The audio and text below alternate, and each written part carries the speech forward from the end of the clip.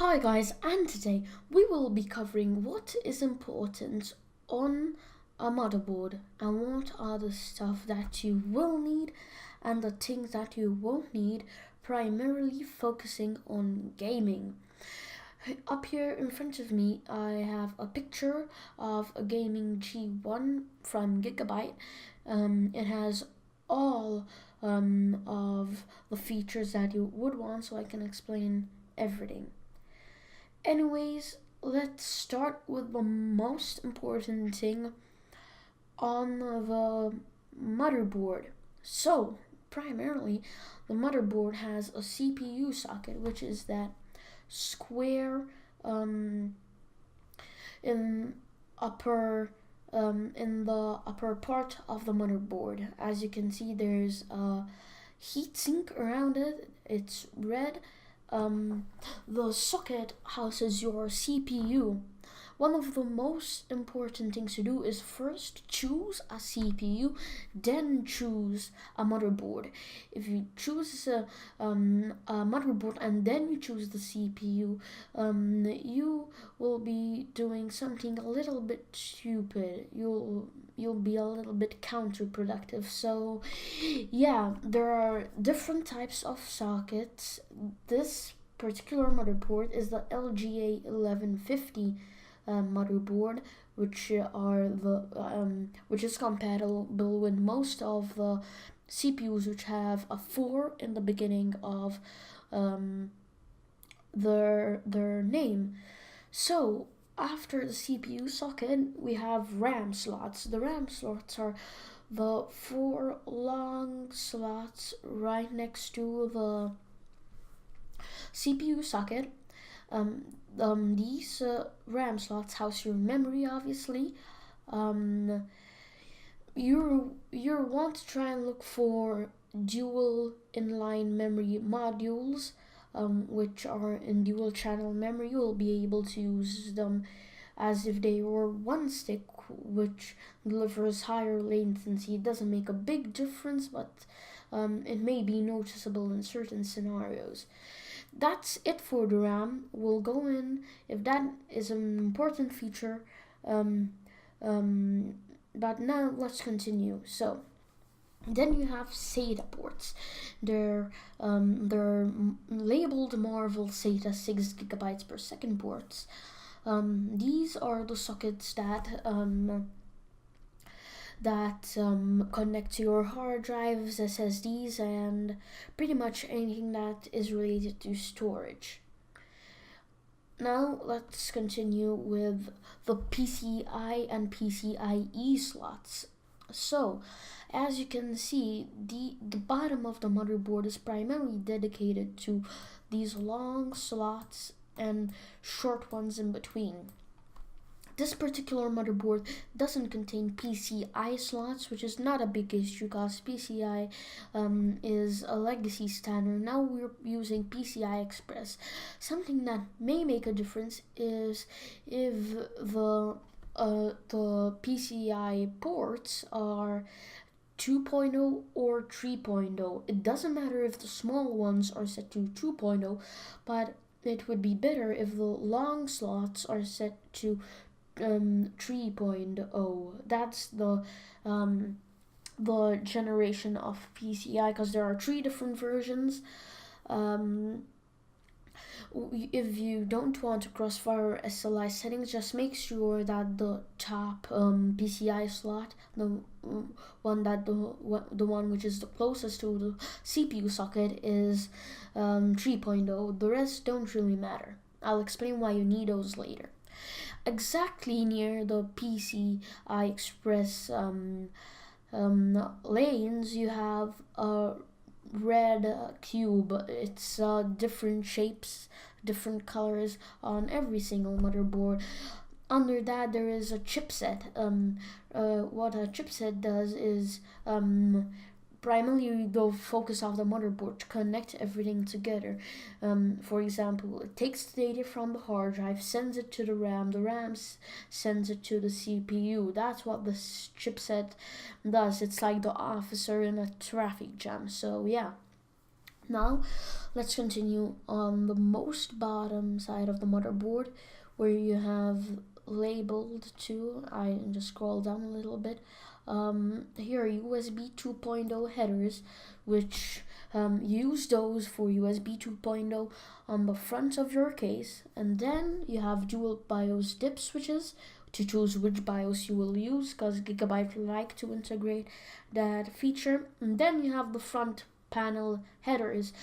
What the front panel headers do is connect to your power button, reset button, HD LEDs, and power LEDs. So, and then there are audio jacks right here. They're not labeled, but they're on the most bottom left corner of the motherboard. As you can see, there's written audio. So yeah, with that, you connect your front panel microphone and headphone jack. Now let's go a little bit higher. You have a 24-pin power. Pretty much any motherboard will have it. If it doesn't have a 24-pin, it will have a 20-pin, but that's not something that's related to performance. Right under it there is a USB 3.0 front header. This connects USB 3.0 the front of your case. As you can see, it's almost as double the size, if not double, of USB 2.0 socket. Okay, now let's go higher. Here are something which doesn't affect the performance, but mostly affects the durability of your motherboard. There are VRM components like chokes, caps, MOSFETs. You should really check what there are. Make sure they are quality chokes and MOSFETs, especially. Capacitors do make a difference too. So yeah, make sure that you check that they are durable. If you buy them from any major motherboard company, you'll be fine, like Asus, Gigabyte, MSI, any of those companies which make motherboards, ASRock too. So yeah. Then you've got your back I/O. As you can see there, where there's a lot of silver right next to the heatsink, the one with black and orange right next to it, to the left, there is your back I/O. There you have your USB 2.0, which are directly connected to your motherboard, your audio for surround and all that type of stuff. You've got your NICs for your Ethernet. You've got your HDMI, DVI, and video ports if you're not using a graphics card. And that's pretty much it for the back. Now, right below that, there is an audio, the audio chipset. This you will probably use unless you buy a dedicated sound card, which you will slot in one of those PCI Express slots, which are the short ones. Look for audio cards that are shielded. This one has an audio noise guard. You should look for a shield, as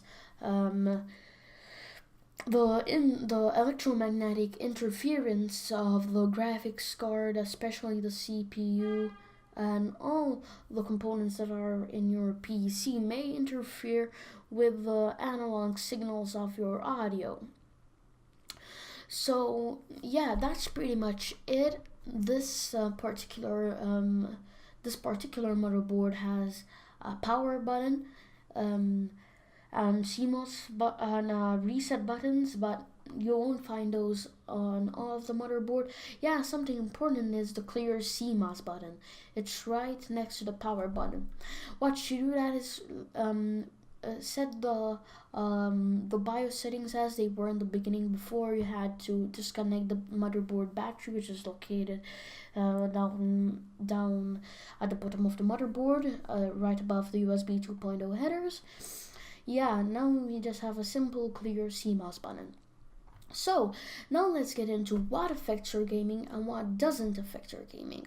So what affects your gaming is the PCI Express sockets. That's the most major thing that affects your gaming.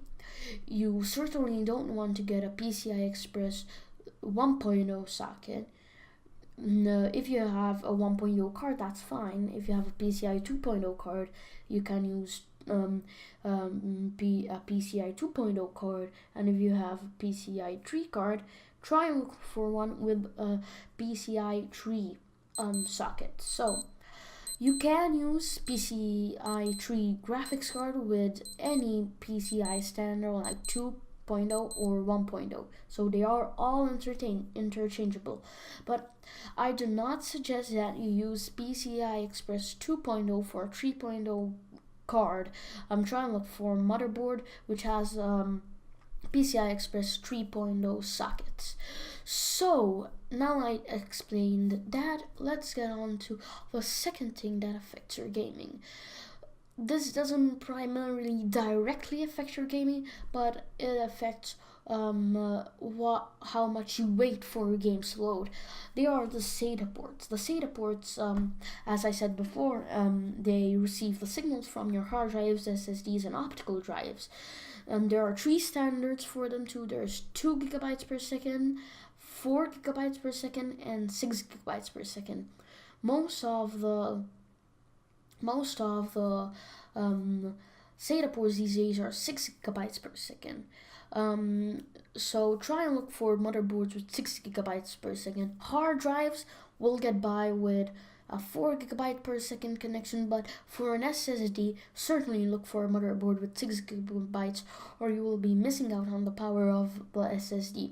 Right below those SATA ports, there is an Intel SATA 6 gigabytes per second ports plus SATA Express 10 gigabyte port.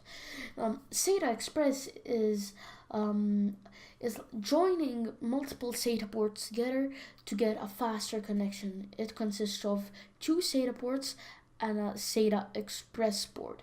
There are no SSDs or hard drives using SATA Express right now, but if you want to be future-proof, I don't really like to use that term, but if you want to be assured that your motherboard will be compatible with faster hard drives, you should pick up a SATA Express compatible board. So now the third thing that affects your gaming the most, it's the chokes and the MOSFETs. You really don't want, when you're gaming, one of those to fail, cause your computer will be dead. When you're under a load and a lot of electricity is passing through the motherboard, and one of the MOSFETs or chokes breaks, you're in real big trouble. You can get a short circuit and things that you won't imagine. So look for a quality motherboard and with good capacitors, good chokes, and good MOSFETs. So something that may affect your gaming if you're a gamer which plays games off USB drive. So you have a laptop, you install a game on a USB drive, and you can put it in your computer, play it off the USB drive, and pull it out and put it in your laptop, and you can play it from your laptop. Something that you would like is that having a USB 3.0 front header, which will allow you to have USB 3.0 on the front of your case. Obviously, if your case has USB 3.0 ports, obviously you will only take advantage of this if you have a USB 3.0 pen drive or hard drive. So something that I don't think there is in this motherboard is an M.2 socket. An M.2 socket is a new standard for SSDs and storage. Let me show you how it looks right here.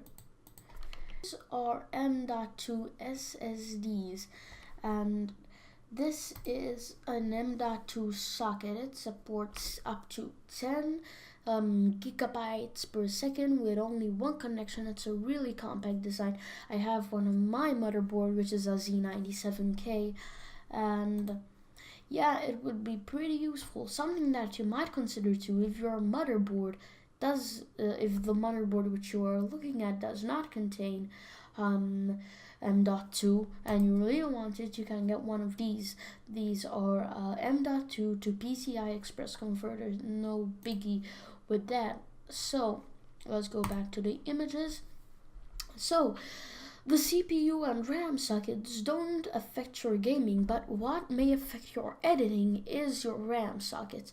If you're a heavy editor, you may want to overclock or use the XMP setting on your RAM, and not all motherboards support that. Some motherboards support to only 1600 megahertz, like most micro ITX and mini ITX systems. So yeah, try and look for RAM